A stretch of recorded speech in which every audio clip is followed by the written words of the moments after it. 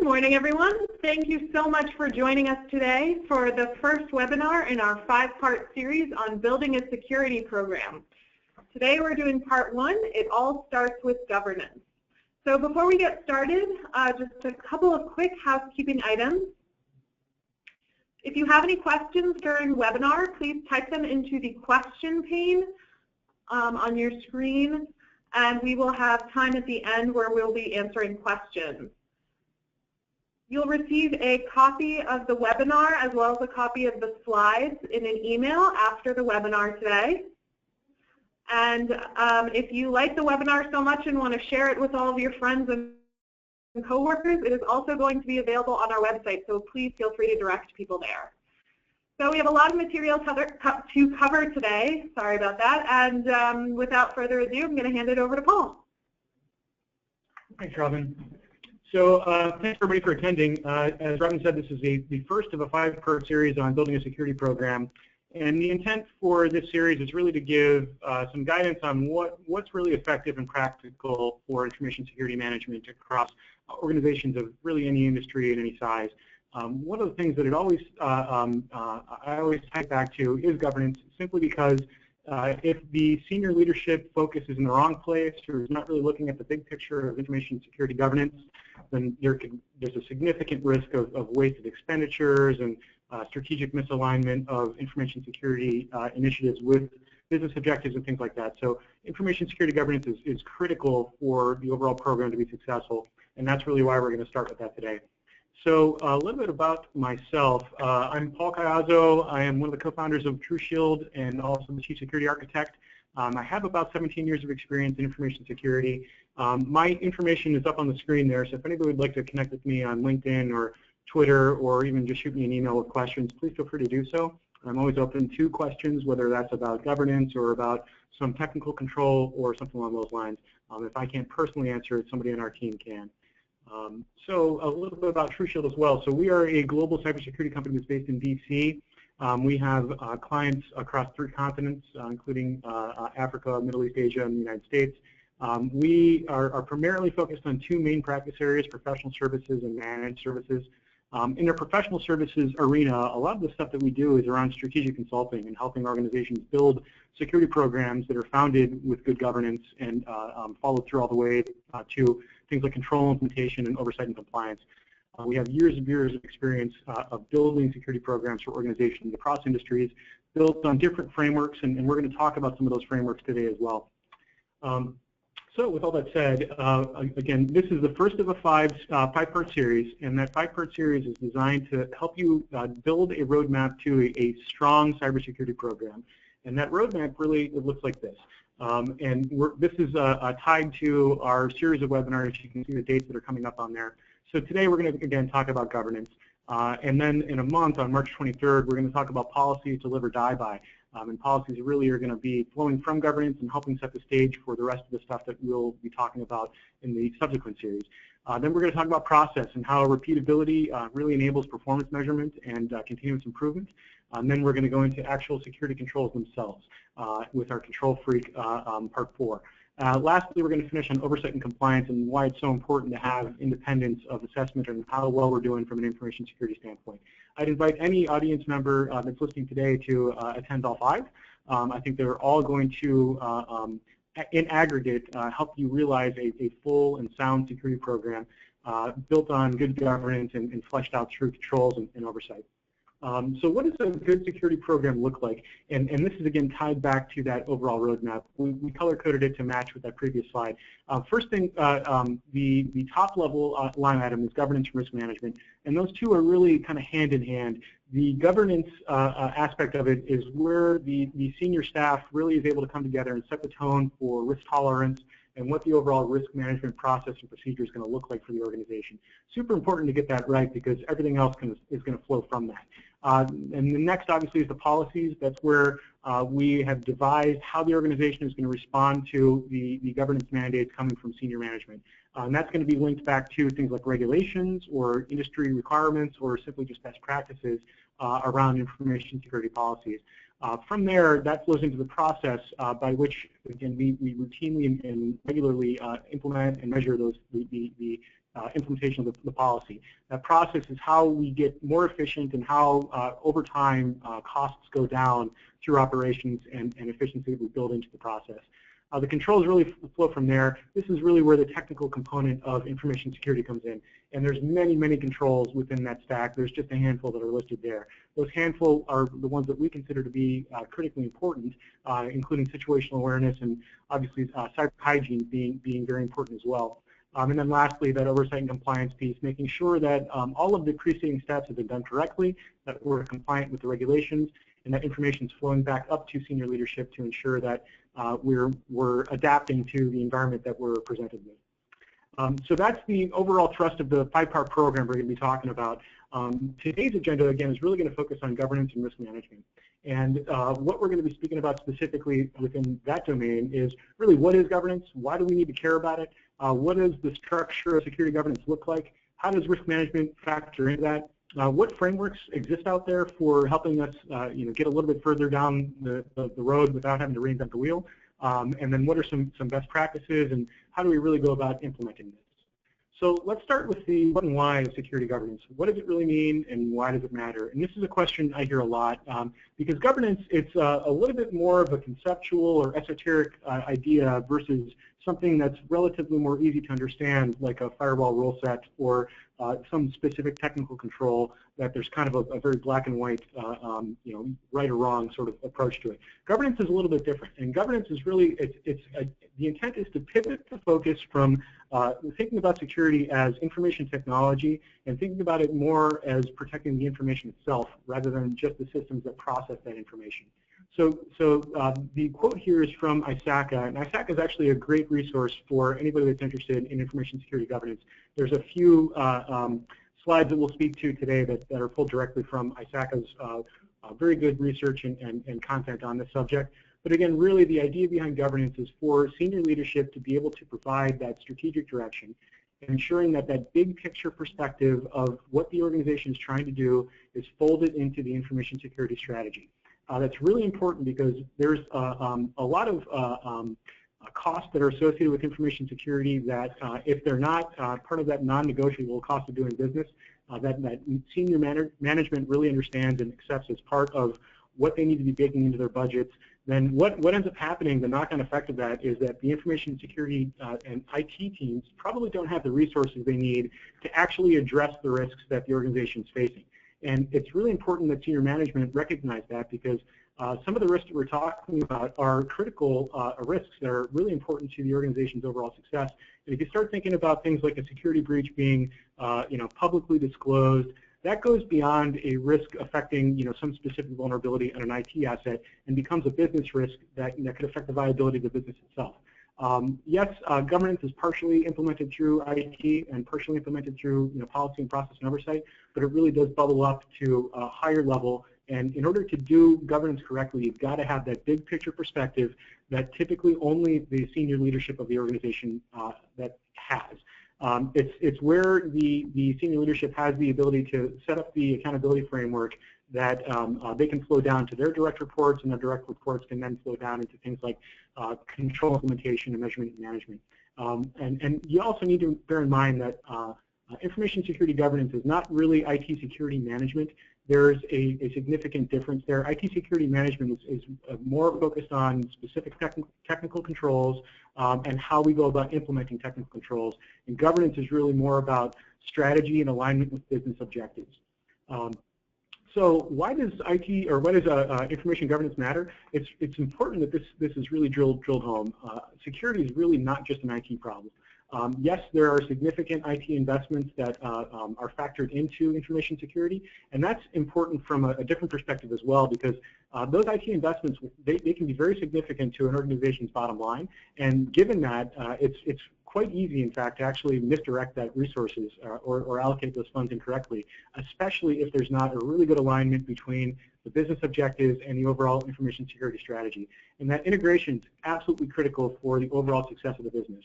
I hear a lot of times what I consider to be a misconception that IT security is more of a cost center than a revenue generator. And while it's hard to actually generate revenue out of information security, what it can help you do is avoid costs. And so not necessarily simply look at it as something that's going to cost us money, but something that could, in fact, enable new business or make what we're doing much more efficient so that we're more profitable as a business, or we're able to perhaps move into new markets or things like that. Again, remember that security incidents are very likely to be exposed to the public, and especially in today's environment where it seems like every day there's a new headline that talks about some major data breach or major security breach. It's really important that senior management has a view into information security. And the vast majority of senior managers I know really don't want to be involved, or really don't have the expertise to be involved at a control level, talking about specific encryption standards or very specific technical controls. And because they don't really matter to the manager or the senior leader, they're more focused again on risk management at the organization level, and again shifting that focus of information security to protecting the information versus protecting the information technology. And this is actually another reason why we typically don't recommend an organization structure wherein the CISO reports up to the CIO, because that really, it sets up a situation where, again, the perception is that information security is an IT problem. And in reality, the CISO probably has tasks that are outside of the domain of information technology. A good specific example of that might be things like building access and that physical aspect of security, which is certainly an information security discipline, but doesn't really have much to do with information technology unless you're working with things like access control cards that also grant access to computer systems and things along those lines. Again, the thing to remember is that the risks and threats are real, and they could have a very significant effect on the enterprise if they're not adequately measured and adequately managed. And senior leadership simply needs to know that in order for them to be able to do their job and to make decisions based upon sound and complete information. Also is where the governance aspect is where organizations can set the overall tone for things like corporate culture around information security, and that's where senior leadership again needs to what I call eat their own dog food, where a lot of times I see senior leaders looking for waivers to things like information security policies, and that's not really a very good precedent to set, because if the senior leadership isn't bought into security, then how can they really expect their individual contributors to also be bought into it? Very important that that cultural standard is enforced and really baked into the organization from all levels. So what does the role of governance look like? It really boils down to these three areas. First off, establishing strategic direction. And that strategic direction is not necessarily just going to be the information security strategy, but it's going to be the whole business strategy. Is perhaps the business seeking to move into a new market or develop a new product, or reduce its expenditure around some specific critical aspect of the organization. All of those flow into an overall corporate strategy that can be backed up by IT, backed up by information security, and in reality, all that stuff needs to be factored into that strategy in order for it to be really practical and successful. And then, of course, the role of governance is also directing resources to execute that strategy. And that execution of that strategy is where the flow down of responsibility occurs down to the people and processes that are responsible for implementing controls and for measuring the success and the effectiveness of those controls. That's also where the risk management component comes into play. And that risk management is super important because, and this is again why it's important to look at information security governance is more than just an IT problem, because it really enables the opportunity to address the value of the information itself, rather than necessarily just the value of the information system that's processing that information. And that is really how you can establish good risk management practices, because you don't want to overspend on managing a risk to a piece of information that is worth relatively less than what you're spending on protecting it. And information security governance is where you can help identify some of that stuff. And questions that I usually ask leaders to think about when we're talking about the role of governance is, do you, as the organization leader, do you have an idea of what the best practice is around information security within your industry? And if so, how does your organization compare to that best practice? Are you relatively better? Are you worse? Or are you right around the mean? And that's a question that senior leaders should be able to answer, and governance will help them do that. And that's also, again, where the organization can ensure that they're in compliance with not just the corporate policy standards and procedures, but with things like regulations and perhaps client mandates or other things that are drivers towards what the organization needs to do to protect its information. Things like market position are also really important here because the higher profile an organization is, the likelier it is to be a higher value target. And again, the senior leadership is probably going to be best poised to be able to answer questions like that within the organization. Of course, yes, you're going to need some input from the subject matter experts, from the information technology component, and from other different business stakeholders, but really the senior leadership is going to be the one, the group of people that's able to look at the horizon and have an idea of where the company is steering towards and try to keep them on that track. The idea, again, is to support that alignment of corporate strategy and the IT strategy, and it's really not possible to do that without a good, effective governance framework. So that's the role of governance. Some of the benefits of governance are really designed to, again, align that strategy with what we're doing from an information security protection standpoint. That strategic alignment is, again, super important because it's very hard for the organization to achieve its institutional objectives without having your IT spend, your IT security spend, your disaster recovery or continuity planning strategies all factored into the strategy of the organization.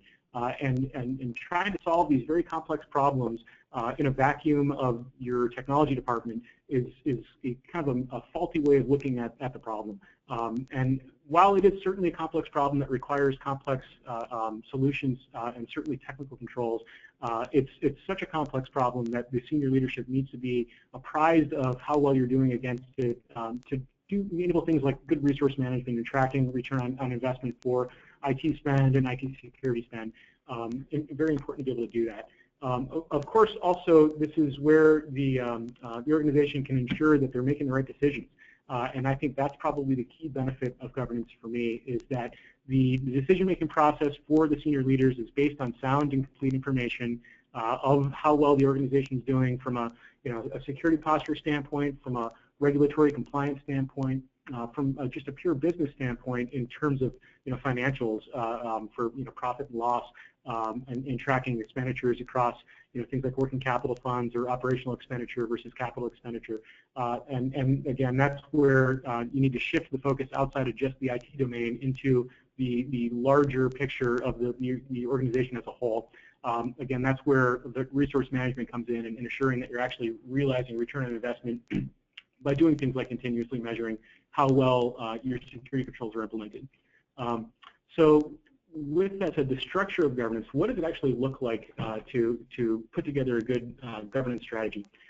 We like to recommend the top-down approach, and I think the top-down approach, again, is really where the senior leadership has the opportunity to influence the entire picture for the organization. So they're obviously going to be setting the business strategy. They're going to be usually led by a steering committee. It's usually going to be comprised of senior leadership and then some key stakeholders across the company from other domains of the organization. They're going to be responsible, again, for aligning that strategy and initiatives of the organization with the security aspect of it. This is also where the question should be asked to senior leadership. Do we have an idea or a view on how much the enterprise should invest in information security? And it's not really possible to do that without having, again, a good big picture perspective of the organization as a whole and where the organization is spending money, and also where the biggest risks are for the organization and where their focus should be aligned against what's on the horizon for that organization. And it's relatively easier to manage a risk in a snapshot in time, but looking at that against the roadmap of the organization for perhaps the next year, 2 years, 3 years, it's a more difficult thing to do and requires that kind of holistic view of the problem that's really facilitated by this top-down approach. So once that strategy is set, the risks and liabilities tend to become a little bit clearer, and it's more possible for the organization to do things like continuity management and disaster recovery planning and things like that, because there's the future is a little less foggy. It's perhaps a little bit easier to predict what's going to happen next because you've had the opportunity to look at the full scope of the problem versus just a narrow subset of the technical aspect of it. From there, this is also the opportunity for the organization to send the message to the rest of the company or the federal organization if it's a federal government client of how are we addressing security as an organization as a whole. This is again where the senior management needs to eat its own dog food and ensure they're in compliance with their own policies and setting the tone for the organization for everybody else to follow. So if you're in the audience and you think about an anecdote that you have in your past where perhaps your CEO asked you to allow access to Facebook or something along those lines, where it's disallowed for everybody else. That's not good governance, and that's where the organization probably is setting the tone for everybody else that, well, if security is inconvenient, we can work around it or we can ignore it, and that's obviously not the right message to send. But unfortunately, that's very common, and the top-down approach is where you can start driving away from that. Once you've been able to do the things like risk management planning and continuity planning, you can start looking at security controls themselves.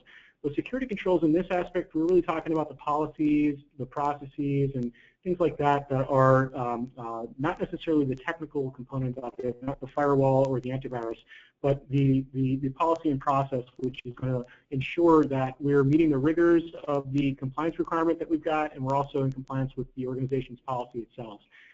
Again, this is going to be flowing down from the top and down to the people in technology who are actually responsible for implementing the direction from above.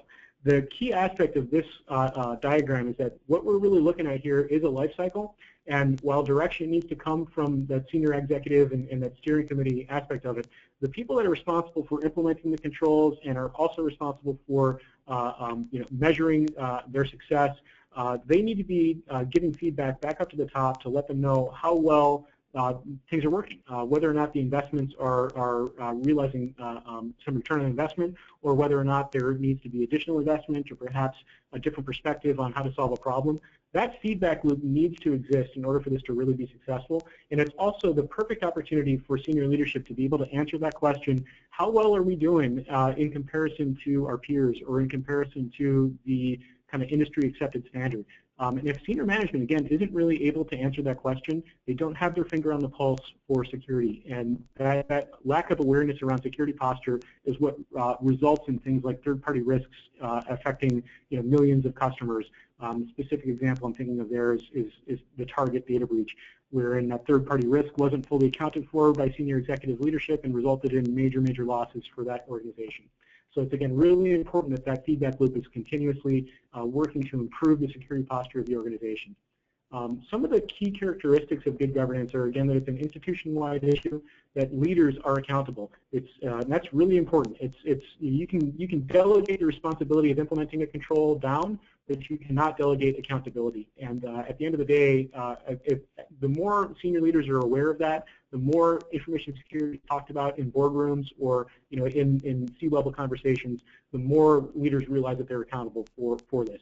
If they're ultimately the people that are responsible for maintaining and protecting the brand and the information assets of the organization, things like major data breaches that result in significant reputation loss, that's ultimately they're accountable for that. And that's got to be drilled in, because if they do recognize that they're accountable for it, they're going to be much more likely to allocate budget to addressing security problems, and also that's going to help position the organization to be looking at security not necessarily just as a compliance issue wherein we're trying to achieve some minimum standard, but more from the perspective of we're trying to protect information, we're trying to protect the organization itself. And to do that at a minimum baseline level is probably a flawed approach. It is risk-based. It is something that we're able to address the risks of the organization. We're able to assess what our biggest risks are, and we're able to allocate resources to fixing those biggest risks first. And that's a way that we can achieve some efficiency across our spend within information security. This is, again, where adequate resources have been allocated, and those resources are both trained and aware of security risks. There's a life cycle approach to this wherein we're continuously improving what we're doing, and that's all fostered through good governance. The fact that we're able to plan in advance for what stuff that's on the horizon and build roadmaps for implementing sound and productive security strategies for the coming years all flows from governance. And it's also how we enable that performance measurement, because if we've identified what the organization's strategy is and what our key milestones are, we can track progress against those. We can develop some key performance indicators that we can measure against, and we can direct resources to solve those problems as they come up through that regular review and independent assessment process. All of that really boils down to managing risk for the organization. So what does risk management look like with the perspective of security governance? There's, I think, one funny anecdote that I usually like to share when we talk about securing information security assets. The only real secure way to handle this is to dig a hole, drop the computer in the hole, fill it with concrete, and then you've got a secure computer. And so that obviously is security at the expense of business, and I think that's why this is a useful quote to share with you guys, because what it really demonstrates is that it's truly impossible to completely eliminate risk from a practical and operational business perspective, and really business is the goal here, right? Security is not necessarily the goal. Security supports the goal of the business operating efficiently and effectively. It's not possible to remove risk completely without taking yourself out of business, but it is possible to minimize risk and manage risk via a continuous process. And that risk management process really looks like this. First thing we need to do is identify the threats that are going to be impactful to us or potentially could be impactful to us, and then think about how our critical assets are vulnerable to those threats. And the underlying component of that particular chevron there is that you know what your critical assets are. And that's not necessarily just a firewall or a server. It might be a very important piece of information. It might be a very important algorithm that you use for trading commodities. It might be a person that has a ton of intellectual property within their head that isn't well documented. And I see that a lot with research and development firms or startups. Those critical assets need to be accounted for, because that's really the only way that you're going to be able to assess whether or not they're vulnerable to threats. And by doing that, you're also going to be able to determine things like the likelihood of the exploit occurring against that particular critical asset, or what the actual risk is. That likelihood of consequence is the risk.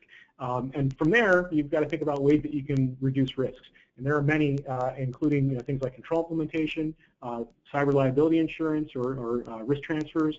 There's also risk avoidance, which is the power button option. Unplug the computer and you've avoided the risk. So again, you always want to keep that risk management perspective under that umbrella of operating the business as the primary goal. Then you want to be able to prioritize how you're going about reducing risks.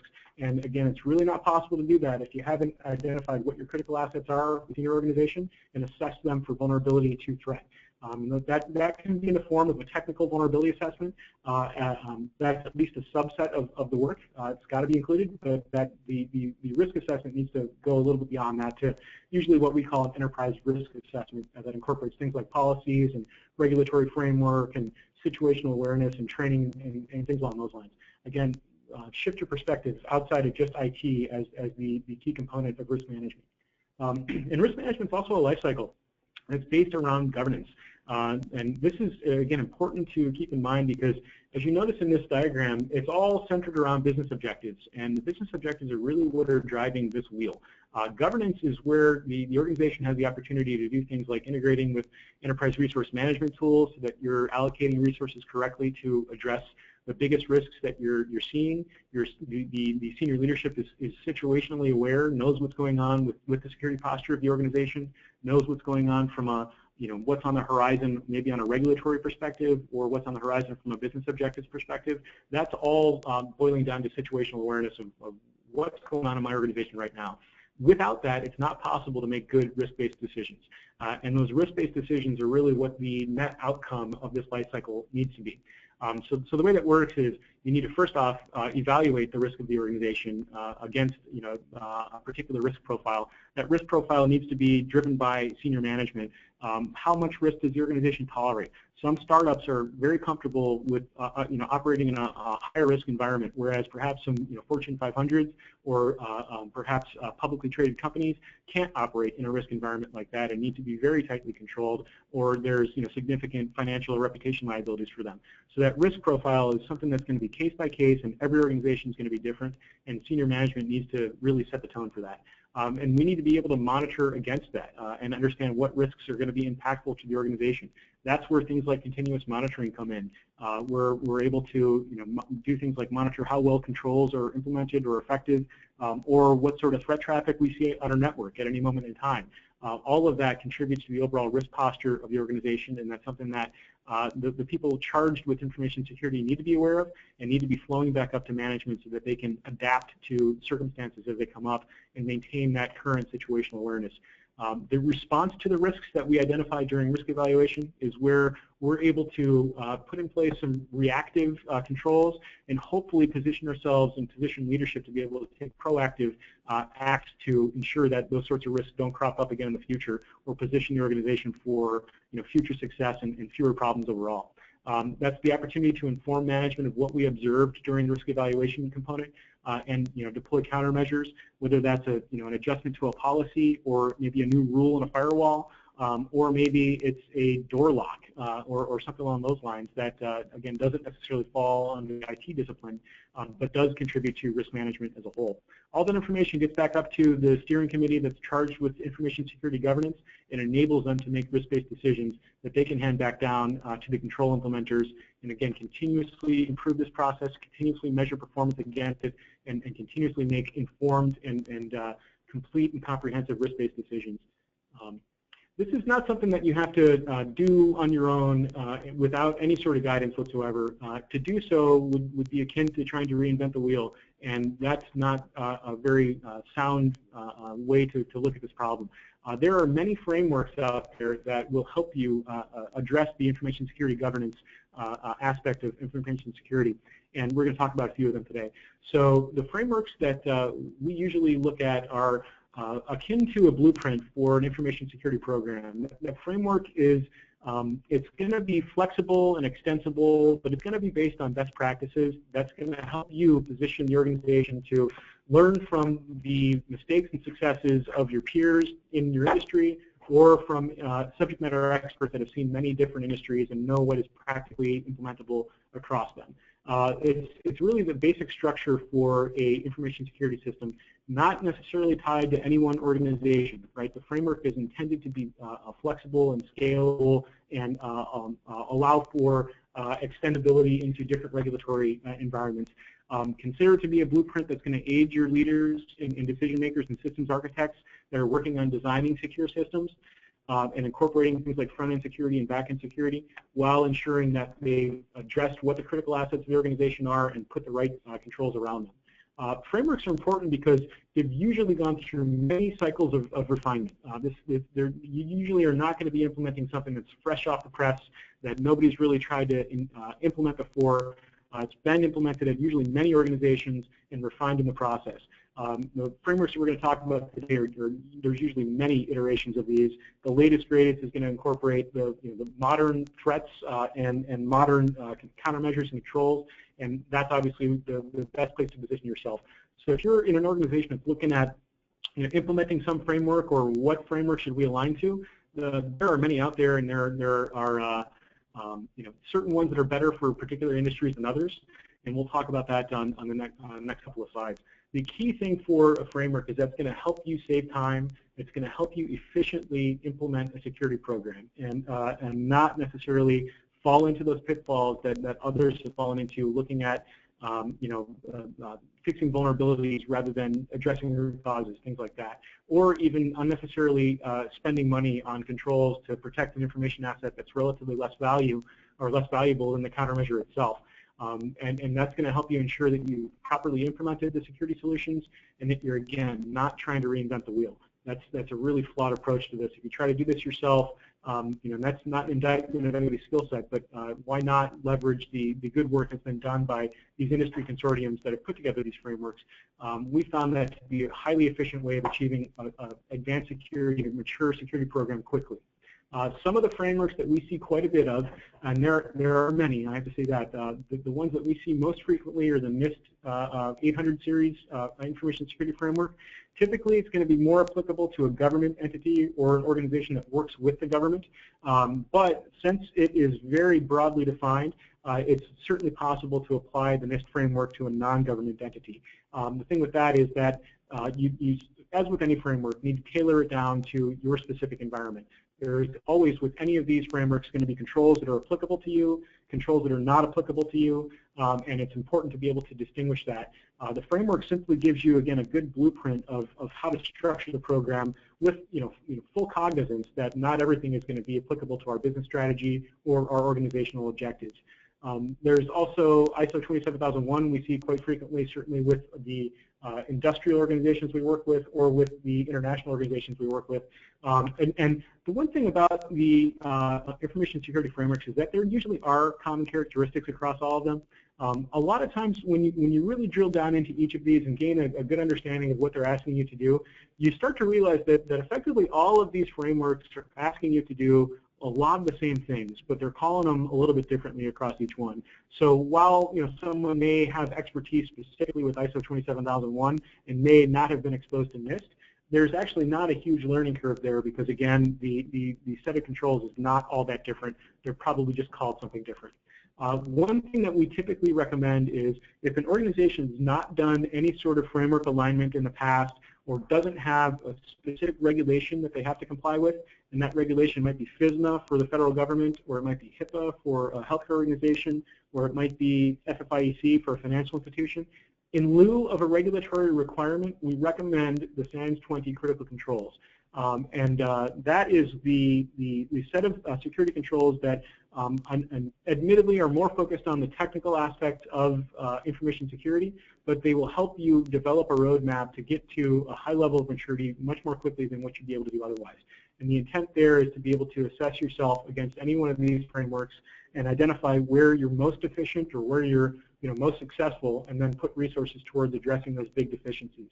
And again, I got to state there are many frameworks out there that work. The key thing is understanding what your organization's business objectives are, what your regulatory environment looks like, and where your clients are coming from, things like that, in order for you to pick the correct framework to center on. And I will say that pretty much any of these is going to be a sound framework for you to work from, but tailoring it down to fit your specific needs is going to be a critical step that you have to do. Otherwise, what you'll end up doing is implementing controls that are probably perhaps more rigorous than what they need to be for your environment, or in the other case, less rigorous than what they need to be for your environment. So it's important to tailor it. Now, I mentioned earlier that there are some common characteristics across all of those frameworks, and we try to distill that down to a few bubbles so that you can understand at a high level, what does it look like? What are these frameworks really talking about? And typically we see these aspects across all of them. We see roles and responsibilities. So what does that mean? That's where you define the accountability, the communications matrix, who's responsible for doing what within the organization, and where decisions need to be made. That's where you're also going to see things like the Information Governance Steering Committee defined, and who are the stakeholders on that, and what decisions can they make with authority, or what sort of authority do they have over enforcing the policies and processes. Things like that are super important because if people aren't aware of their roles and responsibilities, then it's very unlikely that they're going to be successful at actually accomplishing those responsibilities. So making them aware and codifying them in some set of documents that describes your overall information security program is critically important. That's going to enable you to do the measurement and tracking of performance against those key performance indicators. Policy and process is always going to be a component of every framework that you look at, regardless of what industry you're talking about. You have to have good information security policies, and they have to cover all of those key security issues, like planning and procedures, but also even the baseline technical policies, like what's our password policy. That's got to be codified someplace in a document that then can be supported by a technical implementation of that policy. There are many examples of that. The policy is vitally important as the rest of this. And the process, again, is how we can repeatedly ensure that we're moving in accordance with the direction of the organization, and we're able to measure performance against what we're being tasked with. Very important that those two go hand in hand, because the process is really how we go about implementing the policy. And without that, you kind of don't have the where the rubber meets the road part kind of figured out. You've got the conceptual aspect of it, of the policy down, but the tactical aspect of the process of actually implementing it needs to be there as well. Of course, risk management is going to be a key component of any framework. That's really the ultimate goal for information security, is managing risk to the minimum. Again, there are many strategies on how the organization can do that. It's really got to be tied back to the risk posture and the risk profile of the organization, which can only be set by senior leadership. And that's, again, why governance is so important here. Security assessments are almost always going to be a component of any framework you're looking at as well. And that's really where the independence comes in as well, between that and oversight. And having that independence of somebody being able to assess how well we're doing from a security aspect that's not going to be biased by the fact that they implemented the controls, or that they report to a person that is going to come down on them for perhaps not have put together the correct control or implementing it properly or not effectively repeating the process or things like that. There has to be some independence there, and all frameworks typically ask you to have an independent assessment done, and that's going to be a regular thing. Usually it's going to be frequent vulnerability inspections or enterprise risk assessments, things like that, that are going to be ongoing and helping foster that continuous improvement lifecycle. That continuous improvement lifecycle is also going to be really important from the continuous monitoring aspect as well. And continuous monitoring in this aspect can mean a couple of different things. It can mean how well are we doing from a control implementation standpoint? Are we measuring the key performance indicators against our roles and responsibilities and ensuring that we're acting appropriately? And additionally, are we monitoring our environment for current threats and current risks? Are we able to identify threat traffic on our network? Are we able to identify where we need to implement patches or where we need to improve the configuration of a firewall? Are we monitoring that stuff? In a lot of cases, organizations don't monitor that, and that's to their detriment. And that's how the industry standard or industry average of threat detection times, that's why it's 210 days, because organizations don't really keep up with that continuous monitoring aspect. And that's a big risk that we see across many, many organizations. And without really doing that, you're going to have a very hard time addressing incidents as they come up, even if you do have a good incident response plan. You have to have a good incident response plan, and that incident response plan, again, has to be based upon the overall organization's risk profile, where they're positioned within their industry, and recognition and full cognizance of what sort of threats are going to be impactful to them. All of that's got to be baked into that incident response plan. Another aspect of the IRP, of course, is going to come down to roles and responsibilities again. Who needs to take what action when a certain incident occurs or when an event happens? Who gets communicated to or who's involved in that process? All that stuff has to be thought of well in advance. And again, frameworks can help identify what that IRP needs to look like and what a good incident response process looks like as well. The oversight component is tied very, very closely with the governance domain quite closely, because again, the intent for governance is to have the organization's senior leadership plugged into information security, and that oversight is one aspect of how they're going to be able to do that. That's where things like perhaps if you have a chief compliance officer, that's where they're going to be involved, ensuring that you're compliant with whatever regulatory environment you're in, also ensuring that the organization is compliant with its own policies, and those two are different things. Yes, you certainly need to be compliant with your regulations. Your regulations are going to flow into your policies and processes, and you also need to be measuring how well you're performing against your internal processes as well. And that's also where the aspect of the senior leaders setting the tone for the corporate information security enforcement process. Are they willing to accept the complex passwords? Are they willing to do things like blocking of social media on the organization's network? Have they configured their environment to enforce the security concepts of least privilege and least functionality? All of that is got to be baked into the corporate culture, and oversight can help ensure that that is done correctly. With all that said, so the frameworks can help establish the overall structure of the organization, but there are certainly some best practices around what good governance looks like, and we're going to talk about some of those now. We have 9 best practices for governance, and this is them. So governance, first off, needs to be based on relevant requirements. All we really mean by that is it's got to be tied back to the regulatory environment of the organization. And if it's an unregulated industry that the organization happens to be in, then it's got to be tied back to the organization's policies and the risk profile for the company itself. But it's got to be based on those relevant requirements, because if it's not, then you're going to have ineffective spend or strategy that doesn't match up with where the organization is trying to go. And that's, of course, also why it's got to actively involve senior managers. They have to actively be involved in this, because at the end of the day, they are accountable for it. And again, you can't delegate accountability down. They're also, as I said earlier, going to be the best poised to have that big picture perspective of what the organization is trying to do and how IT and IT security contribute to that, that strategy, and how they're recognized as a cost of doing business. If that's not there, again, if active involvement from senior leadership is not there, what the guaranteed effect is going to be is that the budgets for information security are probably not going to be allocated correctly. They're probably going to be low, or they may be misdirected. and senior leadership needs to be involved in the process there, because they can ensure that responsibilities are handed out correctly, and that we're also monitoring how well we're doing against those responsibilities and holding people accountable for them. That's of critical importance, and at every stage of the organization, people need to be held accountable for information security. So if you hear on the elevator somebody talking about an important merger or acquisition piece of information, it's not necessarily an IT failure, right? But it's still an information security failure that that person needs to be held personally accountable for.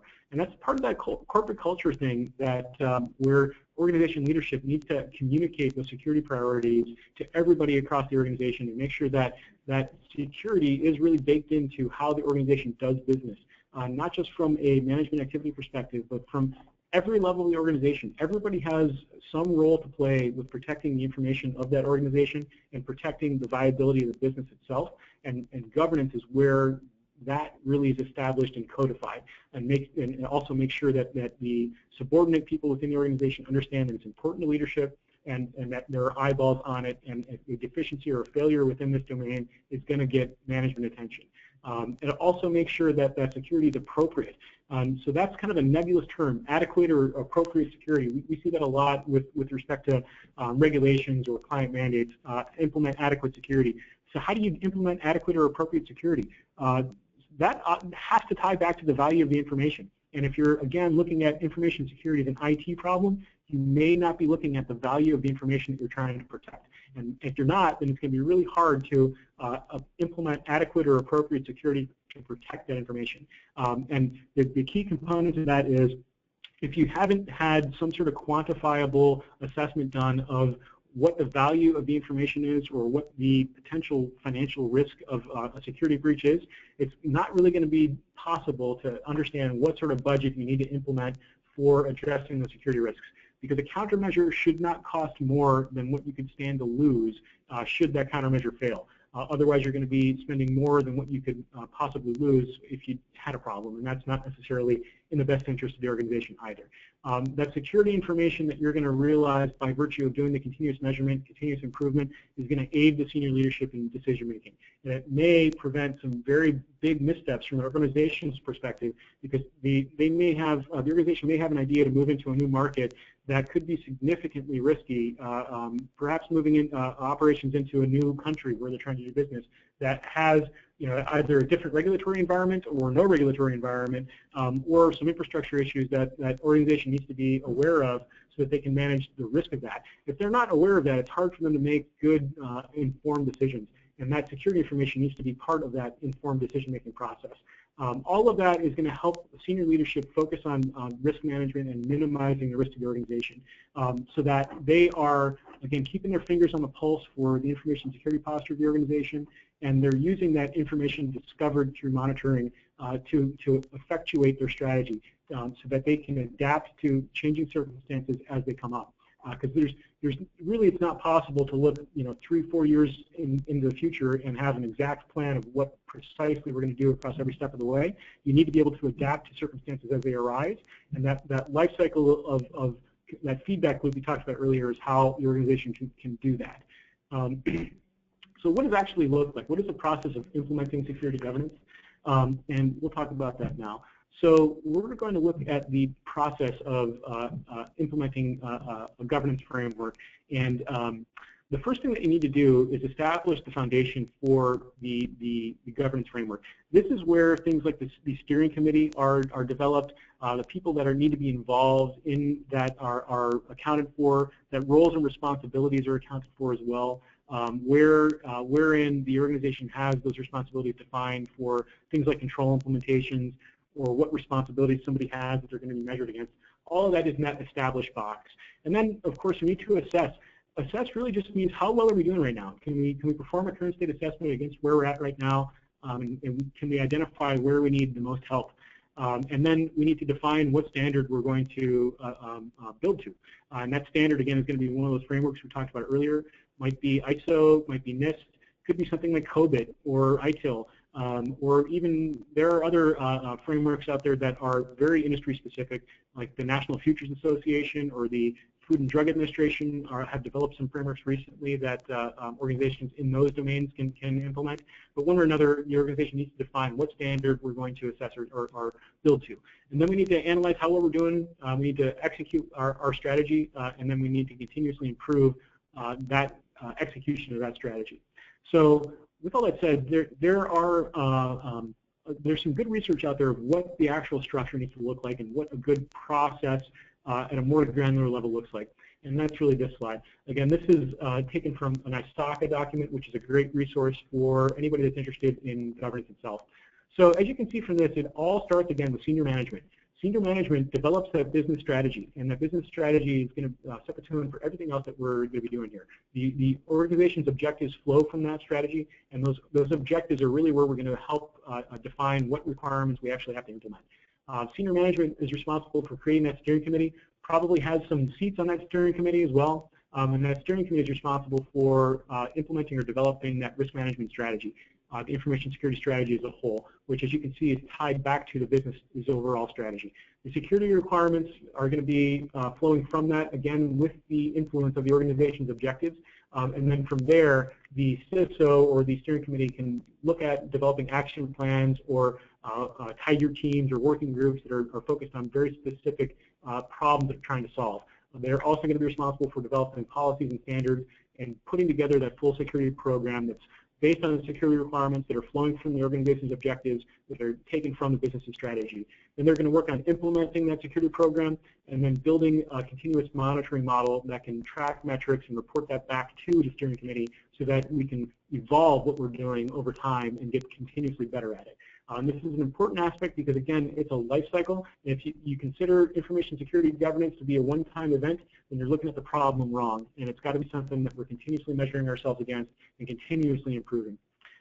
So this is a relatively complex problem, right? I think a lot of organizations they look at the governance issue and don't really know where to begin.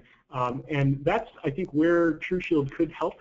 So if you have any ideas around how governance could be implemented within your organization, the model that we typically recommend to our clients that are looking to implement some kind of governance framework as well as this waterfall step procedure here. So first thing that we recommend that you do is perform a current state assessment, address your current policies and processes, understand what you're looking at from a regulatory environment, and assess yourself against some framework. And again, we'll recommend SANS 20 in lieu of any existing regulatory requirement. Performing a technical assessment is important too because that's all going to help us identify what the current security posture of the organization is. And that security posture is going to help us define what the roadmap needs to be to get your organization to where it ultimately wants to go. You can do that via that gap assessment report that will help senior leadership understand where they've got to direct the most resources most immediately, and then worry about what are the inadequate security controls or the missing or incomplete security controls that really need to be addressed because they present big risks to the organization. And what's going to come out of that is that roadmap for the next 18, 36 months, however long it is, it might be 6 months, to get to the point where you're at that sound and operational model where you're doing the continuous monitoring against performance metrics. From there, it's important to think about what framework are you going to build to, and if you've not already defined what that is, then typically that's going to be based on your regulatory environment or what market pressures you're seeing or what questions you're being asked by your clients. All of that's very important, and there are again many achievable standards out there. You got to worry about what's the best fit for you. Ultimately, at the end of the day, you're going to have what's going to result from that is a mature security program. You're going to have all that documentation built, like your system security plan, your compliance program if you're in a regulated environment, and that compliance program is going to identify what's applicable, what's not, and how it's implemented. And then you can, of course, move into operational security, where, again, you're continuously measuring yourself against those standards for continuous improvement. So with all that said, that's the end of the content that we wanted to talk through today. I'm going to open the floor to questions now, and let's see if we have any. Looks like we've got a couple. Let's see. First one I've got here is, if I were to hire TruShield, would I still need to be involved in this? Isn't the goal to have you manage everything so I don't have to?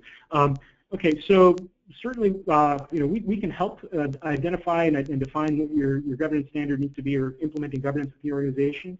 But if you remember, one of the things I said is that it's vitally important that this be balanced against the business objectives and the strategy of the organization, and that is not going to be possible for a total outsider to really define for you. That's where the senior leadership and the stakeholders within the organization need to be very plugged into this process, because you're going to know your business strategy and your objectives much better than an outsider would be. What a subject matter expert like TruShield could do is help identify what pitfalls are exist in your roadmap, or what has practically worked in other similar situations, and that's where the benefit of a third party would come in for that. Let's see, do we have any other questions? Looks like we do not have any other questions. So with all that said, I want to thank you for your attendance today. I will say again, if you have any additional questions that are that you'd like to follow up with, you can feel free to email me or connect with me on LinkedIn. Or if you have other comments or questions, you can feel free to reach out to us on our website or via our 800 number at any point in time. We're here to help, so please leverage us. And make sure you follow us on LinkedIn, because we continuously publish threat research and information out there that will be informational and useful for you as you develop your security strategies going forward. So again, thank you, and I hope you guys have a great day.